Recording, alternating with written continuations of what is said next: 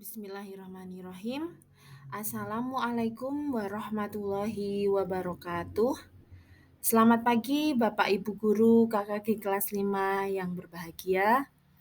Sebelumnya mohon maaf, hari ini saya tidak dapat hadir mengikuti KKG dikarenakan ada kegiatan lain yang tidak dapat ditinggalkan. Untuk itu, sebagai ganti dari kegiatan hari ini, saya membuat video presentasi dengan topik mengantarkan siswa menjadi juara. Disclaimer ya Bapak Ibu, sebenarnya saya sempat ragu mengangkat judul ini. Dikarenakan peran saya di SDN Tegalrejo ini baru berjalan hampir 4 tahun. Tetapi saya berkeyakinan bahwa dengan saya mengangkat judul ini menambah motivasi saya pribadi untuk lebih bersemangat dalam mengantarkan siswa saya menjadi juara. Sebelum saya membahas lebih lanjut, saya akan membacakan sedikit profil tentang SD Negeri Tegalrejo. SD Negeri Tegalrejo mempunyai NPSN 20307415, kemudian berstatus sebagai sekolah negeri dengan jumlah tenaga pendidik sebanyak 21 orang dan jumlah siswa sebanyak 294. Mempunyai 12 rombel dan berakreditasi B. Program sekolah diantaranya ada sekolah unggulan, sekolah adiwiyata, dan organisasi penggerak. Yang paling terbaru adalah organisasi penggerak yang kemudian saya ikut andil di dalamnya. Disclaimer lagi nggih Bapak Ibu, saya menampilkan prestasi SDN Tegalrejo di sini bukan bermaksud ingin merasa tinggi, tetapi agar saya pribadi dapat melihat kilas balik prestasi selama 3 tahun terakhir dan di tahun yang akan datang semoga bisa melebihi dari tahun sebelumnya. Prestasi SD Negeri Tegalrejo 3 tahun terakhir yang pertama adalah juara 1 sepak takraw Popda tingkat Kabupaten Magelang, kemudian juara 1 Kriya Anyam FLS 2N tingkat Kecamatan Tegalrejo, kemudian juara 2 Pantomim FLS 2N tingkat Kecamatan Tegalrejo, kemudian juara 3 Minecraft Pekan TIK tingkat Kabupaten Magelang, kemudian juara 1 Mading Digital Pekan TIK tingkat Kabupaten Magelang. Di sini saya ikut andil dengan teman saya dan alhamdulillah mendapatkan juara 1.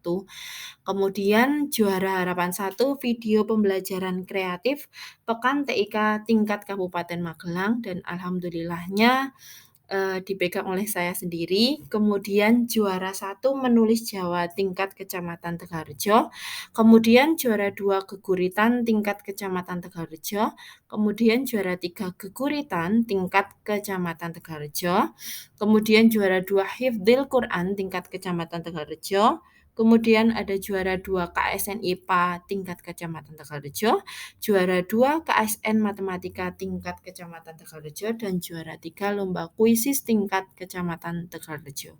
Di sini saya akan meng-highlight 3 perlombaan yang pernah saya dampingi, yaitu KSN atau kompetisi sains nasional atau yang lebih kita kenal dengan Olimpiade Sains Nasional.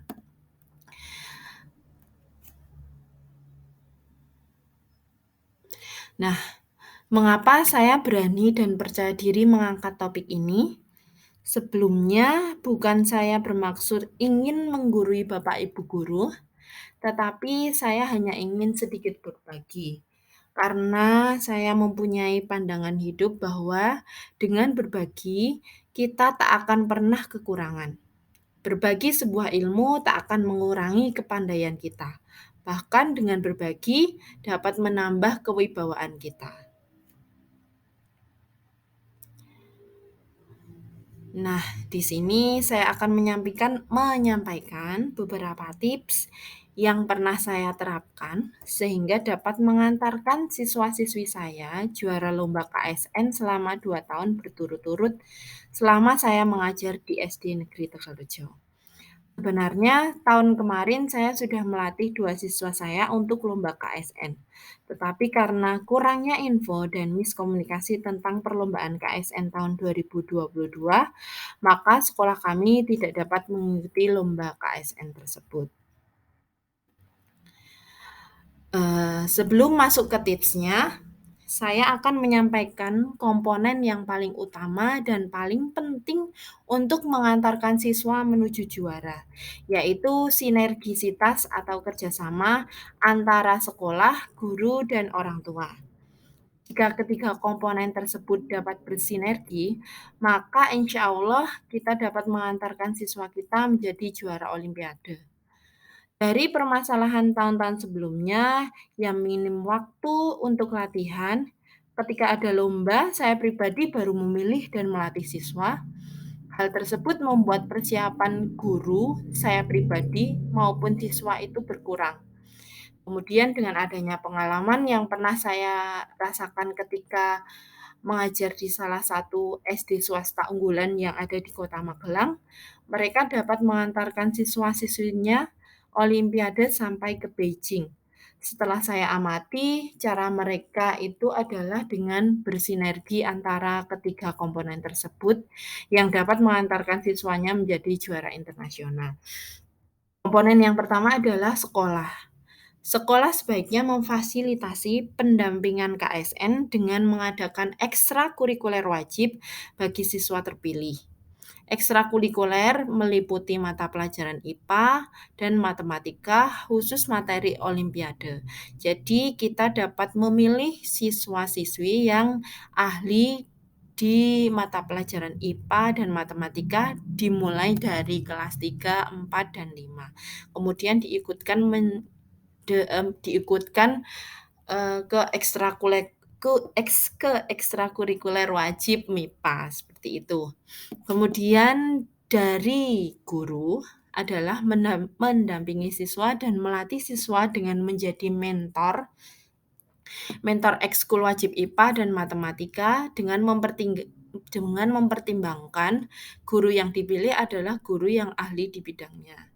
Saya yakin Bapak Ibu guru di sini semuanya ahli di bidangnya masing-masing, mempunyai ahli di bidangnya masing-masing. Jadi jika tidak ada di suatu sekolah itu dapat mencari mentor dari luar. Tetapi saya yakin Bapak Ibu guru di sini mampu ya melatih siswa-siswinya sendiri tanpa mencari mentor dari luar, seperti itu. Kemudian dari orang tua, yaitu memberikan dukungan baik secara moral maupun material, serta mendampingi siswa ketika belajar di rumah. Nah, di sini saya akan membacakan berbagai tips yang pernah saya terapkan ketika mendampingi siswa saya lomba KSN. Yang pertama adalah memilih dan mempersiapkan siswa jauh hari sebelum perlombaan. Jadi usahakan Bapak Ibu guru memilih siswa yang paling pandai di bidangnya. Lebih baik lagi jika sekolah sudah mengadakan ekskul mapel eksak seperti yang tadi sudah saya jelaskan. Ini akan sangat membantu ketika kita memilih siswa untuk lomba KSN atau Olimpiade Siswa Nasional. Kemudian yang kedua adalah mendampingi belajar siswa yang akan OSN atau KSN dengan intensif, efektif, dan efisien. Ketika akan ada lomba, semaksimal mungkin kita luangkan waktu untuk melatih siswa. Kita dapat membuat jadwal dan fokus untuk melatih siswa, niatkan lillahi ta'ala, kita akan mengantarkannya menjadi juara Olimpiade tahun ini. Seperti itu ya Bapak Ibu. Kemudian yang ketiga adalah memberikan materi terlebih dahulu. Fokus pada materi yang akan dipelajari. Jadi sebelum ke latihan soalnya, sebaiknya sebagai pendamping, kita dapat membedah materi Olimpiade tersebut. Misalkan dengan melihat soal-soal Olimpiade tahun lalu, kemudian dibuatkan ringkasan materinya untuk dapat kita bedah bersama siswa. Kemudian yang keempat adalah repetisi atau mengulang-ulang materi yang sudah dipelajari. Materi yang sudah disampaikan sebelumnya bisa dilatihkan kepada siswa secara berulang-ulang, terutama materi-materi hafalan. Bisa kita gunakan metode kuis atau game agar siswa tidak merasa bosan. Kemudian yang kelima, mencari referensi soal sebanyak-banyaknya sesuai dengan FR atau Field Report dari tahun sebelumnya. Kita mencari soal-soal OSN dari 2 tahun sebelumnya paling tidak ya Bapak Ibu. Ya memang setiap tahun regulasinya berubah-ubah, tetapi tidak menutup kemungkinan soal tahun sebelumnya ada yang keluar, seperti itu. Kemudian yang selanjutnya adalah latihan secara bertahap, dimulai dari soal yang tingkat kesulitannya lebih rendah. Ini sangat penting Bapak Ibu guru. Jangan beri soal siswa dengan jangan beri soal siswa yang awal-awal baru mulai latihan dengan soal yang mempunyai tingkat kesulitannya lebih tinggi. Nanti siswanya akan shock. Buatlah mereka enjoy terlebih dahulu, buatlah mereka suka dengan IPA dan matematika, kemudian baru secara bertahap kita beri soal yang tingkat kesulitannya lebih tinggi dari sebelumnya. Kemudian yang terakhir, latihan soal sesering mungkin dan fokus. 25 menit fokus, 5 menit istirahat. Bisa diisi dengan ice breaking atau game. Seperti tadi yang sudah saya sampaikan, jangan buat siswa bosan dan tertekan. Kita dapat membagi waktu untuk fokus dan istirahat agar siswa juga merasa enjoy dan menikmati prosesnya. Nah, Bapak Ibu guru, sekian tips dari saya. Saya tekankan lagi, saya membuat video ini bukan bermaksud menggurui dan saya juga tidak merasa takut jika ada yang bilang rahasia kesuksesan kok disebar-sebarkan. Nanti sekolahmu kalah loh. Saya tidak takut.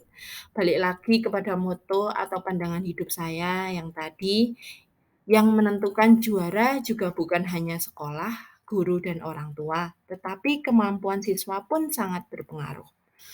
Jadi, walaupun kita menggunakan trik yang sama, tetapi yang menentukan hasil hanya Allah dan siswa itu sendiri. Kalau dasarnya siswanya sudah cerdas, ya insya Allah bisa jadi juara walaupun menerapkan trik yang sama. Sekian presentasi dari saya, semoga bermanfaat bagi kita semua. Ambil baiknya, buang buruknya ya Bapak Ibu. Mohon maaf jika ada salah kata dari saya, kebenaran hanya milik Allah semata. Jika ingin sharing atau tanya jawab bisa melalui YouTube atau grup KKG ya Bapak Ibu. Nanti saya share linknya di grup KKG dan minta like, komen, dan subscribe-nya ya Bapak Ibu. Terima kasih sebelumnya. Saya akhiri. Wassalamualaikum warahmatullahi wabarakatuh.